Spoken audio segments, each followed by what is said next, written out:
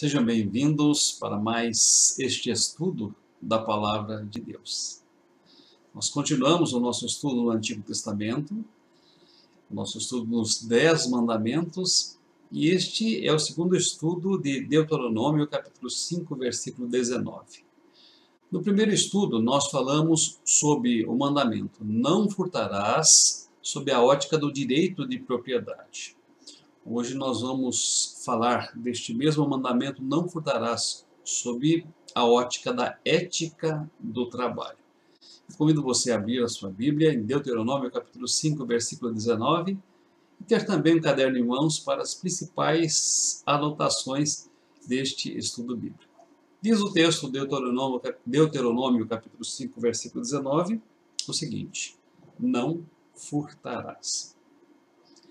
No primeiro estudo que realizamos neste versículo, nós enfocamos o direito ao uso da propriedade.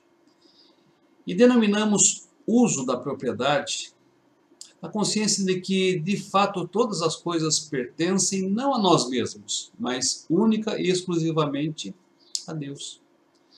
A palavra nos diz: ao Senhor pertence a terra e tudo que nela se contém, o mundo e os que nele habitam. Portanto, a propriedade que eu tenho, que você tem, nos é dada como direito de uso.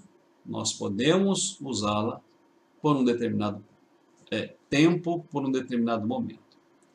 De certa vez, eu peguei carona com um pastor, e ele, passando pela sua bela residência no bairro nobre de São Paulo, disse o seguinte: esta casa, as pessoas dizem que é minha, mas eu não acredito.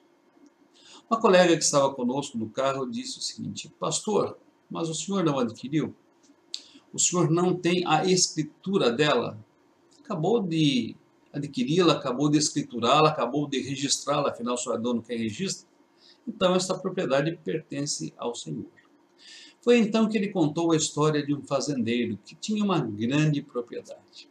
Certa feita, caminhando com um sábio, este fazendeiro disse: vês esta propriedade, tudo quanto alcança os seus olhos me pertence. E então aquele sábio disse: o senhor está enganado. E o homem perguntou: mas por que eu estou enganado? Eu comprei, eu registrei, isto está escriturado em meu nome, isto me pertence. E então aquele sábio disse: há 100 anos atrás, a quem pertencia esta propriedade? E o homem respondeu: bem, eu não sei a quem pertencia 100 anos atrás. O sábio então perguntou: daqui a 100 anos, a quem pertencerá esta propriedade? E ele disse: eu também não sei daqui a 100 anos a quem pertencerá esta propriedade. Então o sábio concluiu: bem, o senhor tem o direito de uso dessa propriedade, mas efetivamente ela não pertence. E é esta consciência, meus queridos, que nós devemos ter em relação as nossas propriedades, aquilo que Deus nos dá, aquilo do qual e para o qual Deus nos constituiu mordomos aqui sobre a face da terra. Hoje nós vamos analisar o mandamento não furtarás sobre a ética do trabalho. E queremos focar 2 pontos aqui com vocês, anote aí. O primeiro ponto é: o trabalho é um mandamento divino. Meus queridos, muitas pessoas afirmam jocosamente o seguinte: se Adão e Eva não tivessem pecado, nós não teríamos que trabalhar desta forma como trabalhamos. Viveríamos tranquilos no paraíso, viveríamos desfrutando do bom e do melhor. Embora isto seja dito num tom de brincadeira, num tom jocoso, ele traz em si um certo sentimento ou um certo fundo de verdade. Muitos acreditam que, de fato, o trabalho é consequência do pecado.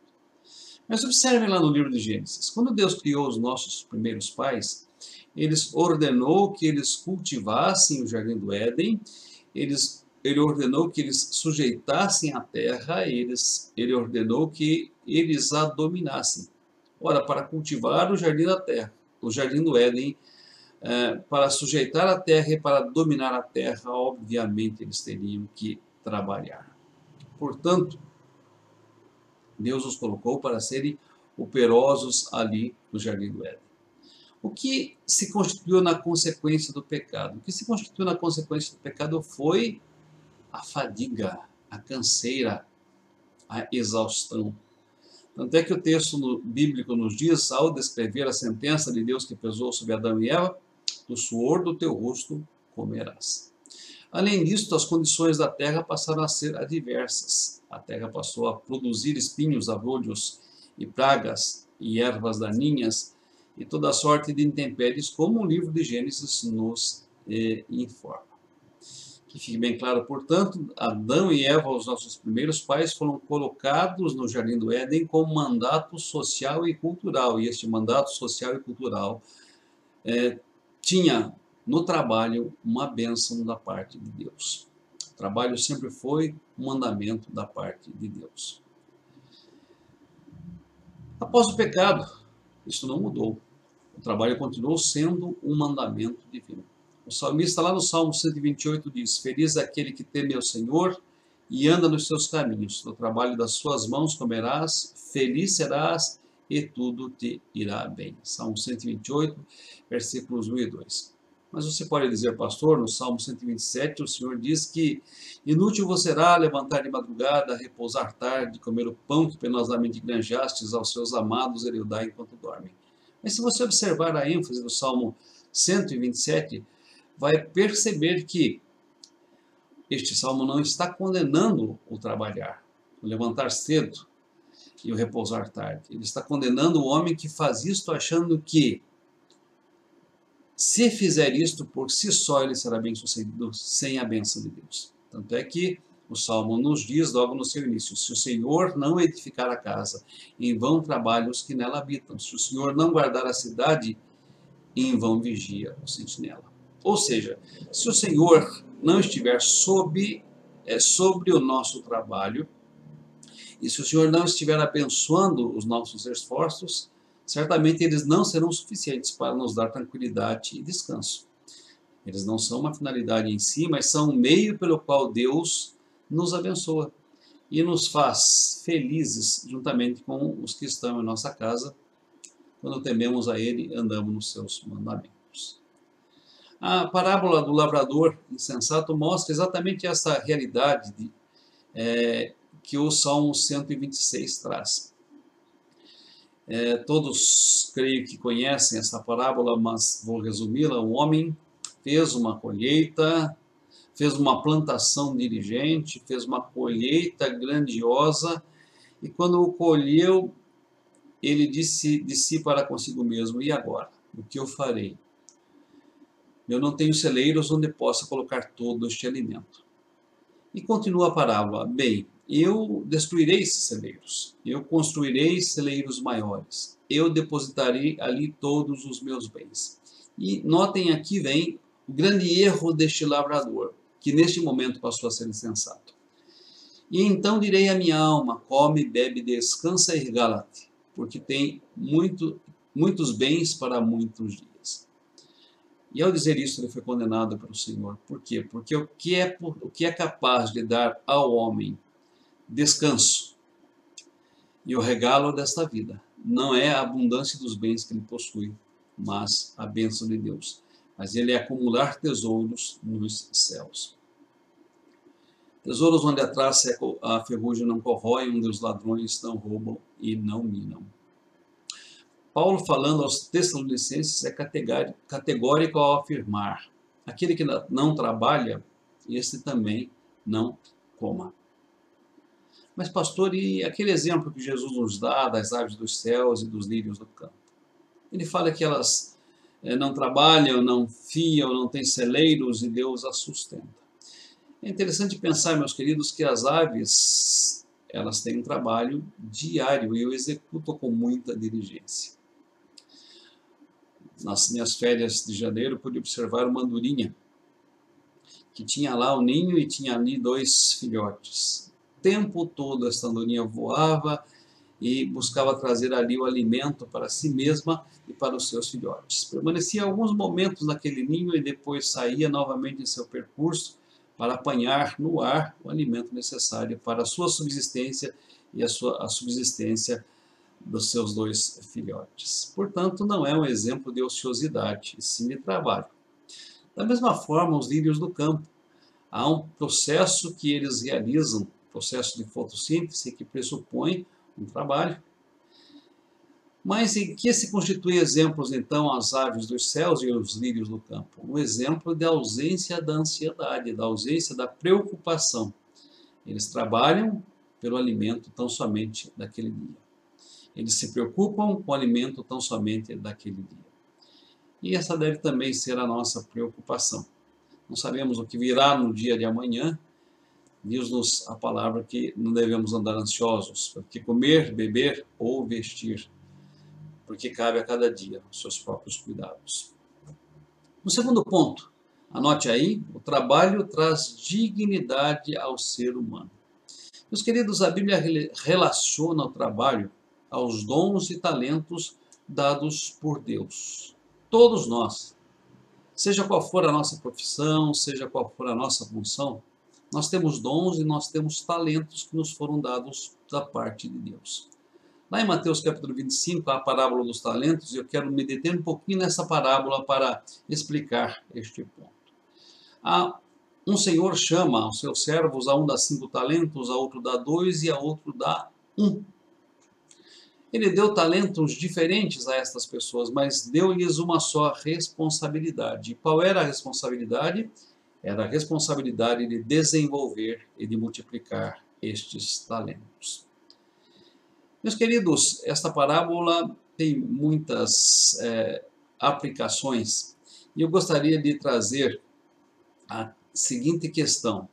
A questão de um capital que Deus nos dá, seja ele um capital espiritual, seja ele um capital emocional, seja ele um capital humanitário, seja ele um capital financeiro. Deus nos concede um capital. E esse capital que Deus nos concede não pode ficar parado, ele deve ficar e permanecer em circulação.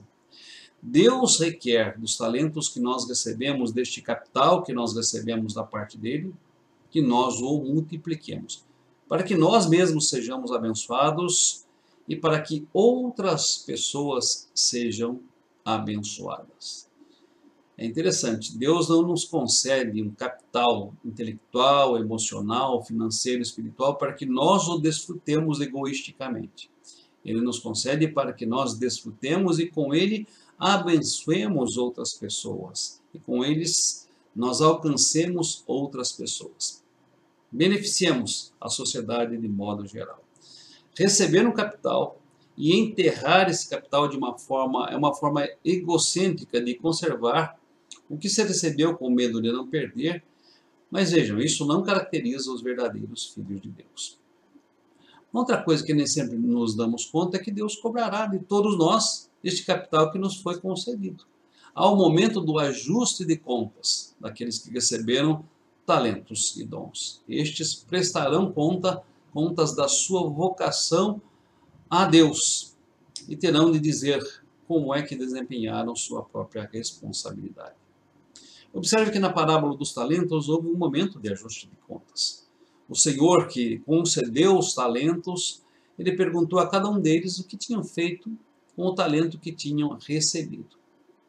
E o interessante da parábola é que, embora eles tivessem recebido talentos em quantidades diferentes, embora eles tivessem recebido responsabilidades diferentes, todos eles foram abençoados e galardoados da mesma forma quando multiplicaram esses talentos ou estas responsabilidades. O Senhor, chamando aquele que, recebendo 5, ganhou outros 5, disse a ele: muito bom, servo bom e fiel, fostes fiel no pouco, sobre o muito te colocarei. Entra na alegria do teu Senhor. Chamando o que recebera 2 e que havia conseguido outros 2, disse: muito bom, servo bom e fiel, foste fiel no pouco, sobre o muito vos colocarei. Entra na alegria do teu Senhor.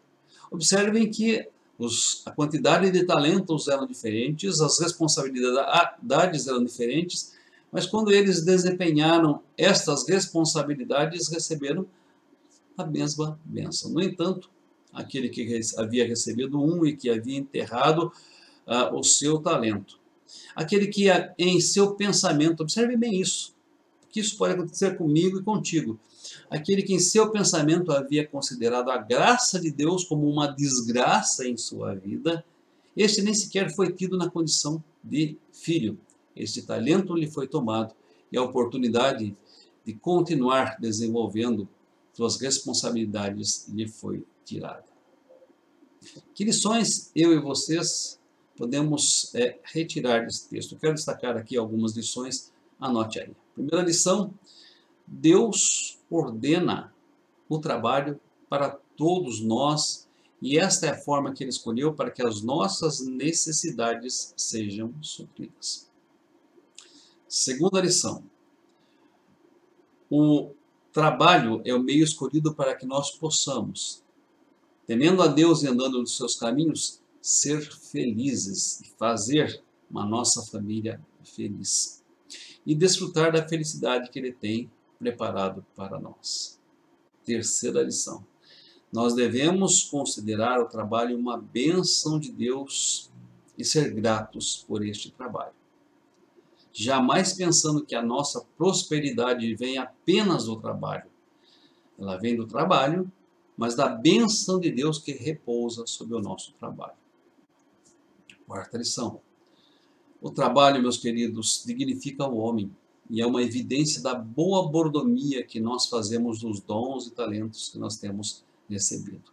Uma quinta lição: Deus ajustará contas conosco diante do capital que nós temos recebido dele, diante do capital ou diante dos talentos que foram confiados, seja este capital físico, material, espiritual, emocional. Há um momento de ajuste de contas. Deus requererá de cada um de nós que a prestemos diante dele. Ele nos deu talentos e dons para que sejamos abençoados, mas sobretudo para que beneficiemos outras pessoas. Sexta lição: a bênção de Deus, independentemente da quantidade de talentos ou responsabilidades que nós recebemos, ela repousará sobre nós se formos responsáveis e se desenvolvermos estes talentos, estes dons. E preste atenção, se formos responsáveis e desenvolvermos estes talentos e dons, oportunidades maiores ainda nos serão concedidas.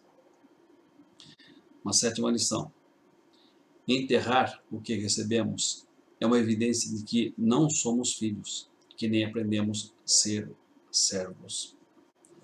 Oitava lição: não consideremos a graça de Deus, que são as oportunidades, que são os talentos, que são os dons, que são as responsabilidades, como uma desgraça em nossa vida. Sejamos gratos pela vida, pela saúde, pela possibilidade de trabalhar e por esse capital, seja ele o capital intelectual, financeiro, emocional, espiritual, físico. Sejamos gratos por este capital que Deus tem colocado na forma de talentos em nossas mãos. Usemos para a glória dele e para a edificação do seu povo. Meus queridos, que através desta mensagem, desta meditação, deste estudo, Deus abençoe você e Deus abençoe a sua família. Conheça a página da nossa igreja no Facebook, se inscreva. Conheça também o canal da nossa igreja no YouTube. Convido você a se inscrever neste canal. Temos também o canal do nosso projeto Adolescou. Convidamos você aqui, o conheça, transmita esta mensagem, que é uma mensagem específica a adolescentes, para outros adolescentes que você conhece, que julga necessitarem. Também convidamos você a fazer o curso de doutrina cristã que a nossa igreja está viabilizando através de videoaulas. É a Igreja de Cristo procurando cumprir a sua missão de ensinar as pessoas a guardar as coisas que Jesus ordenou até que ele venha. Grande abraço, queridos. Pastor Gerson Trevisan, Igreja Presbiteriana de Cesário Lange.